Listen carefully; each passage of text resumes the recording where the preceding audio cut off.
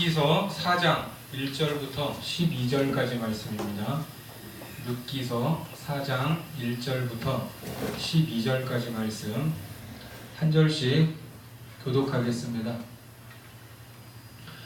보아스가 성문으로 올라가서 거기 앉아있더니 마침 보아스가 말하던 기업 물을 자가 지나가는지라. 보아스가 그에게 이르되 아무개여 이리로 와서 앉으라 하니 그가 와서 앉으매. 보아스가 그 성읍 장로 10명을 청하여 이르되 당신들은 여기 앉으라 하니 그들이 앉으매.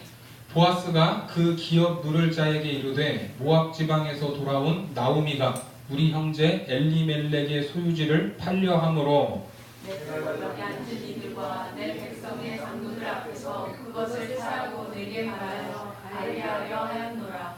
만일 내가 물으려면 물으려니와 만일 내가 물으지 아니하려거든 내게 구하여 알리하라. 내 다음은 나요 그 외에는 물을 자가 없느니라 하니 그가 이르되 내가 물으리라 하는지라. 보아스가 이르되 내가 나오미의 손에서 그 밭을 사는 날에 곧 죽은 자의 아내 모압 여인 룻에게서 사서 그 죽은 자의 기업을 그의 이름으로 세워야 할지니라 하니. 그 기업 물을 자가 이르되 나는 내 기업에 손해가 있을까 하여 나를 위하여 물으지 못하노니 내가 물을 것을 네가 물으라. 나는 물으지 못하겠노라 하는지라. 옛적 이스라엘 중에는 모든 것을 무르거나 교환하는 일을 확정하기 위하여 사람이 그의 신을 벗어 그의 이웃에게 주더니 이것이 이스라엘 중에 증명하는 전례가 된지라. 이에 그 기업 물을 자가 보아스에게 이르되 내가 너를 위하여 사하고 그의 신을 벗는지라. 보아스가 장로들과 모든 백성에게 이르되 내가 엘리멜렉과 기련과 말론에게 있던 모든 것을 나오미의 손에서 산 이래 너희가 오늘 증인이 되었고 또 말론의 아내 모압 여인 룻을 사서 나의 아내로 맞이하고 그 죽은 자의 기업을 그의 이름으로 세워 그의 이름이 그의 형제 중과 그곳 성문에서 끊어지지 아니하게 하매 너희가 오늘 증인이 되었느니라 하니. 성문에 있는 모든 백성과 장로들이 이르되 우리가 증인이 되나니 여호와께서 내 집에 들어가는 여인으로 이스라엘의 집을 세운 라헬과 레아 두 사람과 같게 하시고 내가 에브라스에서 유력하고 베들레헴에서 유명하게 하시기를 원하며 여호와께서 이 젊은 여자로 말미암아 내게 상속자를 주사 내 집이 다말의 유다에게 낳아준 베레스의 집과 같게 하시기를 원하노라 하니라. 아멘. 예, 우리 앞뒤 좌우로 인사하겠습니다. 사람이 교회입니다. 예, 감사합니다. 오늘 룻기 9번째 시간입니다. 3장에서 모압 여인 룻은 보아스에게 청혼을 하기 위해 한밤중에 타작마당으로 내려갔습니다. 타작마당, 그곳은 두렵고 떨리는 곳이었지만 하나님의 말씀을 의지하여 내려가는 순종의 장소였습니다. 그리고 시어머니가 가르쳐준 대로 보아스의 이불 속으로 들어가 보아스에게 당당히 청혼을 했습니다. 사실 이렇게 청혼을 한다고 해서 100% 받아준다는 보장은 없었지만 다행스럽게도 보아스는 기쁘고 감격스럽게 룻을 받아줬습니다.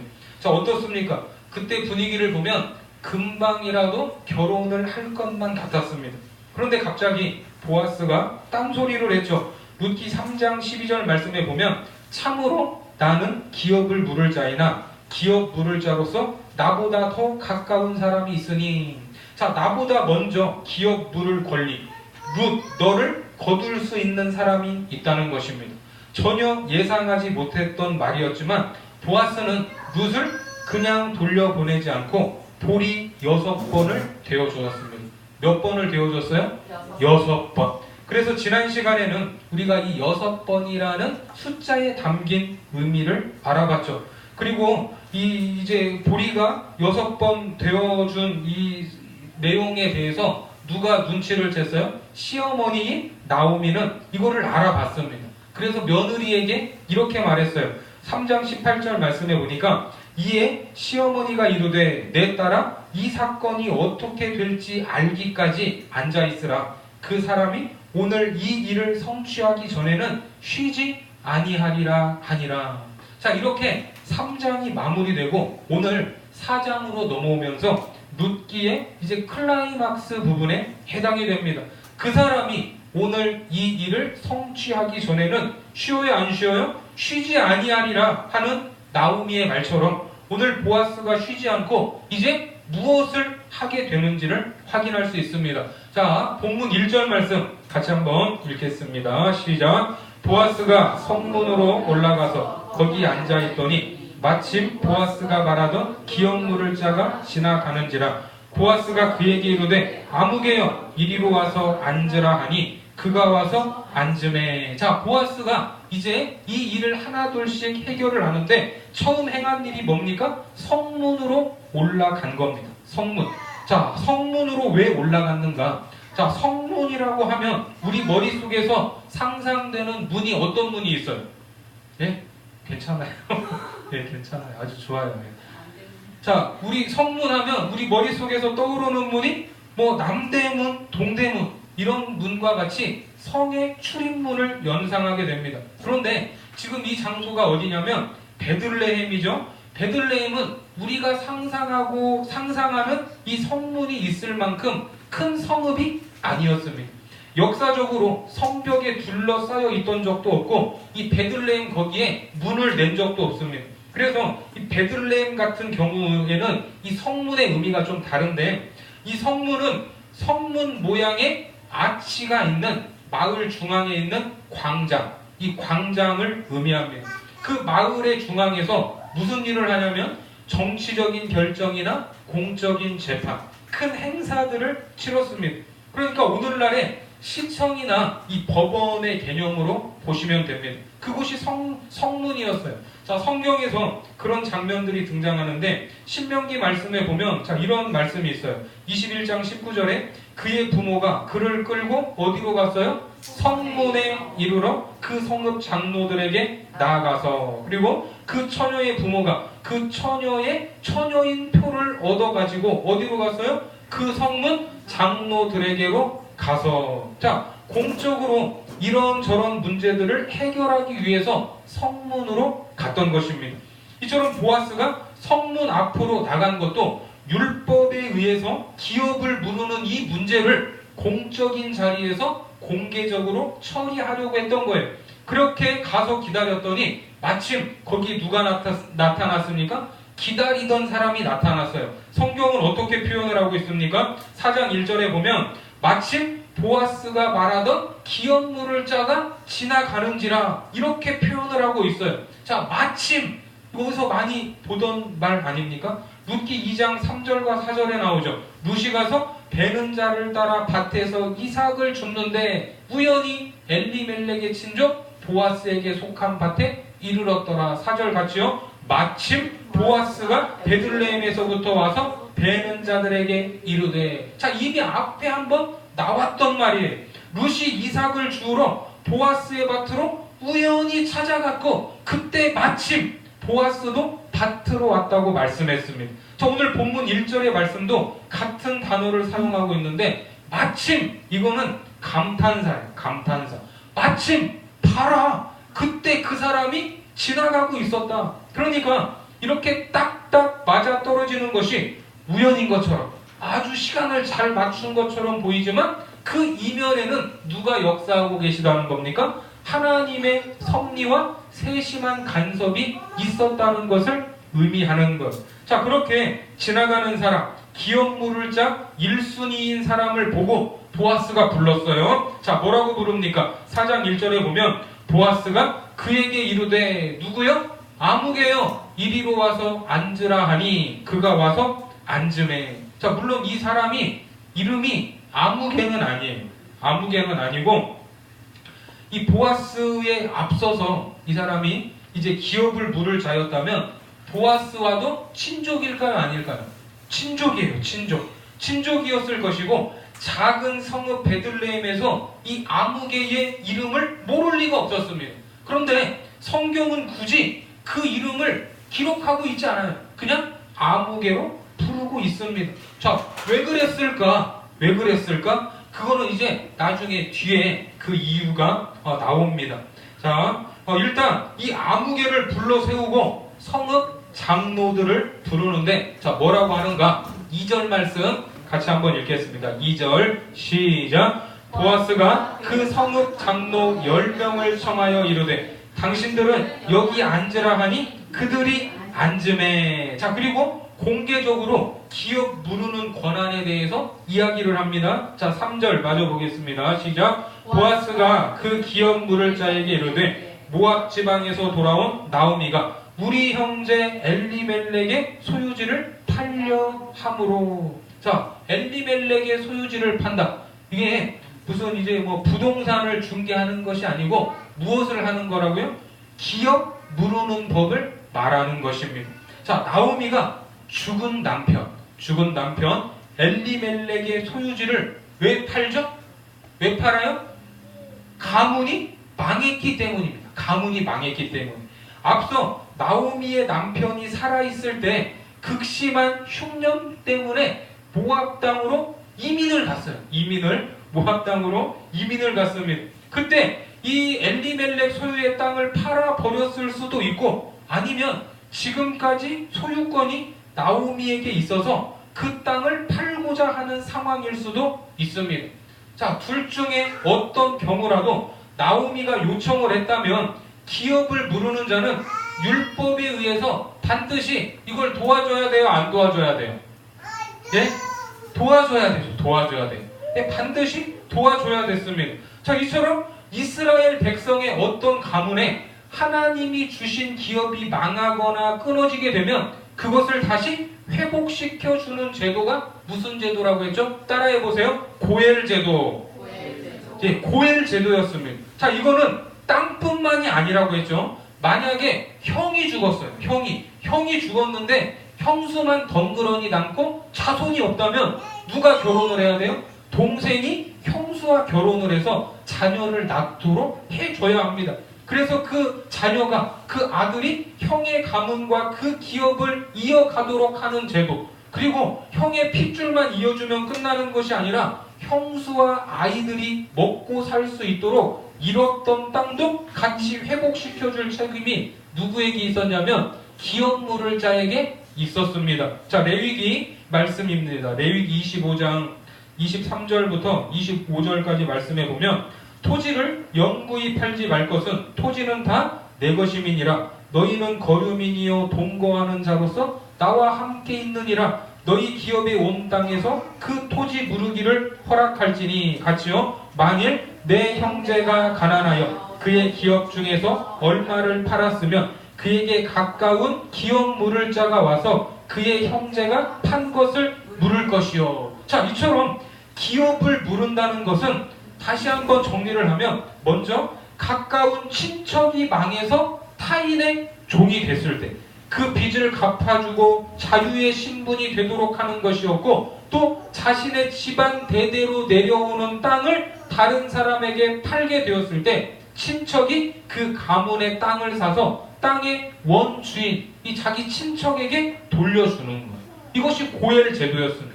기업 물을 자가 할 일이었어요. 그리고 친척이 누군가에게 억울한 죽임을 당했을 때도 그 원한을 풀어주기 위해서 친척들이 함께 복수를 해주는 겁니다. 자, 신명기 19장 말씀입니다. 그러나 만일 어떤 사람이 그의 이웃을 미워하여 엎드려 그를 기다리다가 일어나 상처를 입혀 죽게 하고 이 한 성읍으로 도피하면 12절 같이요. 그 본 성읍 장로들이 사람을 보내어 그를 거기서 잡아다가 보복자의 손에 넘겨 죽이게 할 것이라. 자, 이 보복자가 누구예요? 기업 물을 자예요. 기업 물을 자. 자, 왜 이 당시에는 이 보복을 해야 되는가? 이런 제도가 있어야 됩니까? 이 당시에는 이 국가라는 제도가 정비되어 있지 않았기 때문에 경찰이 없었어요. 경찰이 있었으면 경찰이 나서서 하면 되죠. 그리고 사회적인 보호망이 없었습니다. 그래서 개인은 가족은 친족으로 모여서 서로가 서로를 보호할 수 있도록 제도를 만들어 주셨던 것입니다. 자, 이것이 더 발전하면 이스라엘 전체가 하나님의 백성들로서 그 공동체가 하나다 하는 것을 말씀하는 거예요. 강한 사람이 약한 사람을 지키고 돌봐야 할 책임을 하나님이 이 공동체에게 주셨던 것입니다.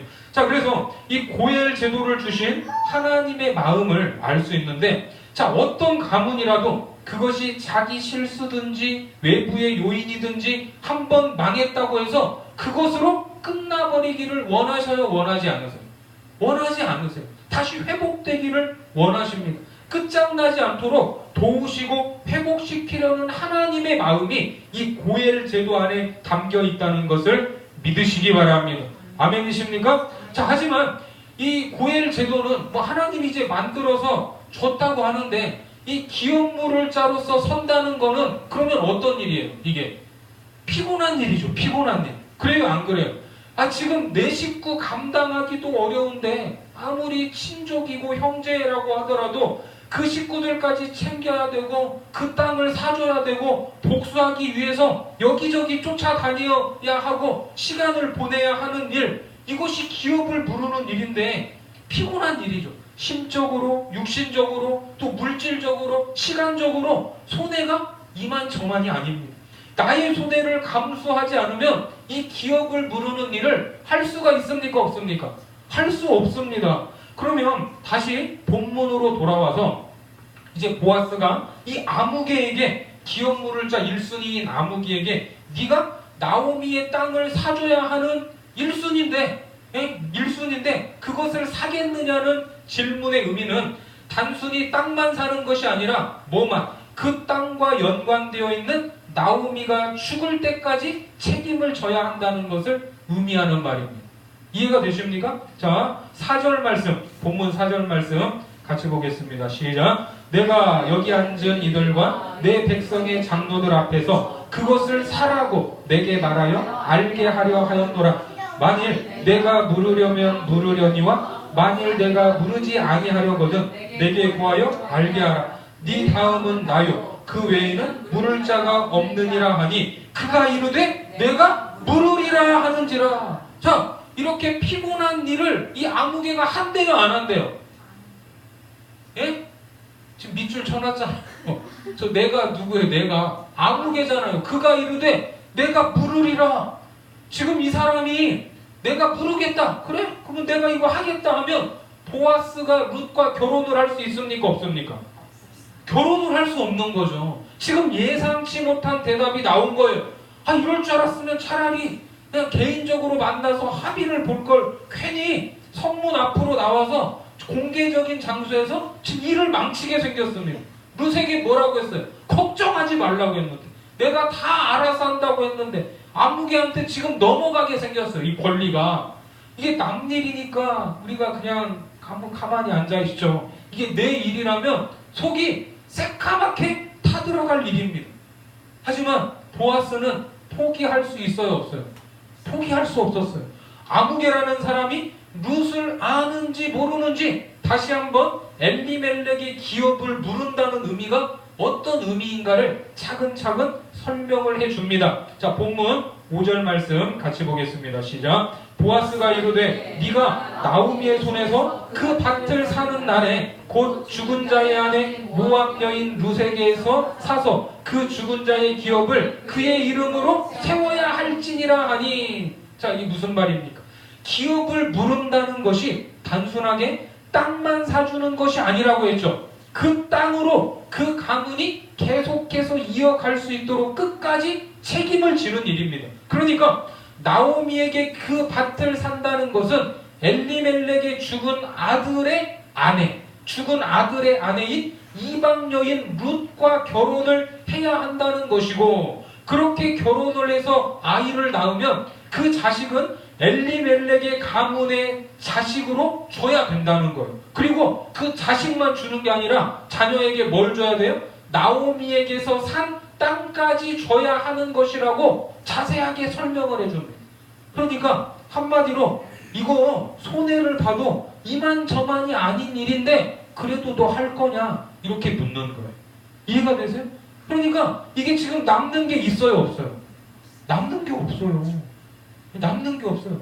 그래서 이 아무개가 이 말을 딱 듣더니 금세 말이 바뀌어버립니다. 자, 6절 같이 봅니다. 시작. 그 기업물을 자가 이르되 나는 내 기업에 손해가 있을까 하여 나를 위하여 물으지 못하노니 내가 물을 것을 네가 물으라. 나는 물으지 못하겠노라 하는지라. 자, 이 사람이 처음에는 기업을 물을 마음이 있었습니다. 자, 기업을 물은다는 것은 철저하게 그 망한 가문을 위한 헌신이에요.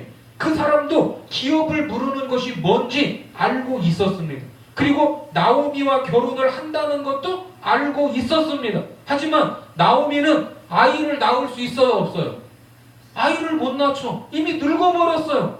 소망이 없어요. 그러니까 이 아무개는 늙은 나오미와 이제 나오미를 거둔다고 해도 어차피 아이가 생길 일이 없기 때문에 나오미만 죽으면 자기가 나오미에게 저 산 땅은 자손 대대로 누구 땅이 되는 거예요?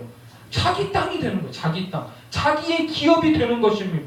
그래서 기업을 물으려는 이유가 망해버린 형제 엘리멜렉을 위한 것이 아니라 누구를 위한 거예요? 자기를 위한 거예요. 자기를 위한 거. 이해가 되십니까? 그런데 지금 보아스가 하나 둘씩 차근차근 설명을 하고 나니까 나는 내 기업에 손해가 있을까 하여 나를 위하여 물으지 못하노니 이렇게 말합니다. 왜? 나오미만 있는 것이 아니라 누가 있었어요? 룻이 있었어요. 룻이. 예? 젊은 여인 룻이 있었습니다. 룻에게 아들이라도 하나 생기면 자기가 나오미에게 산 땅을 고스란히 다 돌려줘야 되는 거예요. 그러니까 이 사람은 돈이 없는 사람이 아니라 얼마든지 엘리멜렉의 기업을 물을 만큼 부유했지만 돈에 미쳐 있었던 사람입니다. 하지만 기업을 물러야 하는 이 고엘 제도를 누가 만들었어요? 사람이 만든 게 아니라 하나님이 만든 제도입니다. 하나님이 비록 나에게 손해가 있고 피곤한 일이라고 하더라도 감당할 수 있으면 반드시 감당해야 할 일, 이것이 고엘 제도였어요. 그런데 나는 못하겠다, 할 수 있는데 못하겠다고 다시 선언한 겁니다. 자, 성경은 나는 물으지 못하겠노라. 자, 6절에 보면 이거를 지금 2번 반복 표현하면서 말하는 거예요. 이 아무개가 갑자기 깜짝 놀래가지고 막 기겁을 하는 거예요. 손사래를 치면. 아, 그래? 이게 그런 거였어? 그럼 나 안 해. 자, 이처럼 기업 물으는 것을 거부하는 일은 흔한 일은 아니지만 이걸 물으지 않으려면 그냥 나 못하겠다 하고 끝나는 것이 아니라 공식적인 절차가 있습니다. 기업을 물으지 않기 위해서. 자, 본문 7절 말씀 같이 보겠습니다. 시작. 옛적 이스라엘 중에는 모든 것을 물으거나 교환하는 일을 확정하기 위하여 사람이 그의 신을 벗어 그의 이웃에게 주더니 이것이 이스라엘 중에 증명되는 전례가 된지라. 자, 하나님의 율법에 의해 마땅히 감당할 이 책임을 회피하는 것이기 때문에 당시 이거는 굉장히 수치스러운 일이었어요. 자, 신명기 그 율법에 보면 자, 이런 이 사례가 나옵니다. 25장 7절부터 10절까지 보면 그러나 그 사람이 만일 그 형제의 아내 맞이하기를 즐겨하지 아니하면 그 형제의 아내는 그 성문으로 장로들에게로 나아가서 말하기를 내 남편의 형제가 그의 형제의 이름을 이스라엘 중에 잊기를 싫어하며 남편의 형제 된 의무를 내게 행하지 아니하나이다 할 것이요 그 성읍 장로들은 그를 불러다가 말할 것이며 그가 이미 정한 뜻대로 말하기를 내가 그 여자를 맞이하기를 즐겨하지 아니하노라 하면 자, 이제 어떻게 합니까? 9절 10절 같이 봅니다. 시작. 그의 형제의 아내가 장로들 앞에서 그에게 나아가서 그의 발에서 신을 벗기고 그의 얼굴에 침을 뱉으며 이르기를 그의 형제의 집을 세우기를 즐겨 아니하는 자에게는 이같이 할 것이라 하고 이스라엘 중에서 그의 이름을 신 벗김 받은 자의 집이라 부를 것이니라. 자, 어떻습니까? 이게 말 한마디로 나 이거 기업 못 물러요. 이거 네가 하세요. 이렇게 하는 것이 아니라 어떻게 해요? 신을 벗기고 공개된 장소에서 그 얼굴에 침을 뱉습니다. 그리고 그 이름을 신벗김 받은 자의 집이라고 부르는 거예요. 이게 정보 공개를 하는 거예요. 신상을 털어버리는 거예요. 이게 이 집이 이런 놈이다, 이놈은. 이게 창피한 일이에요, 안 창피한 일? 이게 엄청 창피한 일이에요. 그런데 이 모든 것을 오늘 이 아무개가 이런 일들을 당하면서까지 기업을 무르지 않는 이유가 뭡니까? 자기 기업에 손해가 있기 때문에, 금전적인 손해가 있기 때문에. 그래서 그 의무를 보아스에게 떠넘겨 버렸습니다. 자, 8절 같이 봅니다. 8절 시작. 이에 그 기업 물을 자가 보아스에게 이르되 네가 너를 위하여 사라 하고 그의 신을 벗는지라. 자, 뭐래요? 보아스한테 너를 위해서 사요. 너를 위해서. 지금 이 아무개는 왜 기업 무르는 것을 포기했습니까? 자기를 위해서 사려고 했는데 룻이 있어요. 젊은 여자. 예? 손해가 이만저만이 아니에요. 계산을 해보니까. 아니, 남는 것이 하나도 없어서 지금 포기한 거예요. 그러면 자기는 손해여서 포기한 일을 보아스가 하면 보아스를 위한 일이 됩니까? 네가 너를 위하여 사래요. 이게 보아스를 위한 일이 돼요? 그렇게 될 수가 없죠. 보아스 역시 손해일 수밖에 없습니다. 하지만 보아스는 아무개가 신을 벗고 권리를 포기하자 장로들에게 증인이 되라고 하고 그 앞에서 두 가지를 맹세합니다. 자, 먼저 엘리멜렉의 기업을 자신이 사겠다고 말을 해요. 자, 9절과 10절 말씀 같이 읽겠습니다. 시작. 보아스가 장로들과 모든 백성에게 이르되 내가 엘리멜렉과 기련과 말론에게 있던 모든 것을 나오미의 손에서 산 일에 너희가 오늘 증인이 되었고 또 말론의 아내 모압 여인 룻을 사서 나의 아내로 맞이하고 그 죽은 자의 기업을 그의 이름으로 세워 그의 이름이 그의 형제중과 그곳 성문에서 끊어지지 아니하게 하며 너희가 오늘 증인이 되었느니라 하니. 자, 이게 뭐예요? 그 가문에 있는 걸 자기가 다 사서 나중에 누구에게 준대요? 그의 형제중과 그곳 성문에서 끊어지지 않게 다 돌려주겠다는 거예요. 그 일에 증인이 되라는 것입니다. 룻과 결혼하고 룻을 통해 자녀를 낳으면 엘리멜렉의 가문을 이어주겠다는 겁니다. 자, 어떻습니까? 오늘 이 아무개라는 사람의 눈에 보이는 이 보아스, 이 눈에 보이는 이 보아스는 어리석은 자예요? 어리석지 않은 자예요? 아무개 눈으로 봤을 때 이 보아스는 그렇게 어리석을 수가 없어요. 남는 것도 없는 그런 일을 기꺼이 하겠다는 어리석은 사람입니다. 그냥 눈 한번 딱 감고 창피 당하면 손해보지 않아도 될 일인데 굳이 본인이 나서서 그 일을 하겠다고 하는 바보 같은 사람입니다. 하지만 성경은 이름이 있지만 그 이름을 기록하지 않았던 아무개와 보아스를 분명히 비교하고 있습니다. 자, 11절 말씀입니다. 같이요. 시작. 성문에 있는 모든 백성과 장로들이 이르되 우리가 증인이 되나니 여호와께서 내 집에 들어가는 여인으로 이스라엘의 집을 세운 라헬과 레아 두 사람과 같게 하시고 네가 에브라스에서 유력하고 베들레헴에서 유명하게 하시기를 원하며. 자, 성문에 있던 사람들과 장로들이 룻과 보아스를 향해 축복을 하고 있습니다. 룻은 이방 여인이었지만 방금 읽은 11절 말씀에 보면 누구와 같은 반열에 올라가요? 라헬과 레아의 반열에 올려놓는 파격적인 내용의 축복을 하고 있습니다. 이게 놀라운 일이에요. 지금 이 모압 여인은. 그리고 보아스를 향해서는 에브라, 베들레헴의 옛 이름입니다. 예? 옛 이름. 이 에브라 베들레헴의 옛 이름으로 유력하고 힘과 능력과 재산이라는 뜻으로 쉽게 말해서 너는 앞으로 부자 되고 존귀하게 되라는 말입니다. 지금은 비록 손해보는 것 같고 내 것을 잃는 것 같지만 하나님의 말씀대로 순종하는 손해는 결코 손해일 수 없는 것입니다. 그것뿐만이 아니에요. 기업 누르는 것을 포기한 1순위 그 아무개는 처음부터 끝까지 아무개로 불리면서 아무도 그의 이름을 기억하지 않았지만 보아스를 향해서는 베들레헴에서 유명하게 하시기를 원하며 라고 축복하는 거예요. 유명하게. 그 이름이 선포되고 많은 사람들에게 불리고 회자되는 것입니다.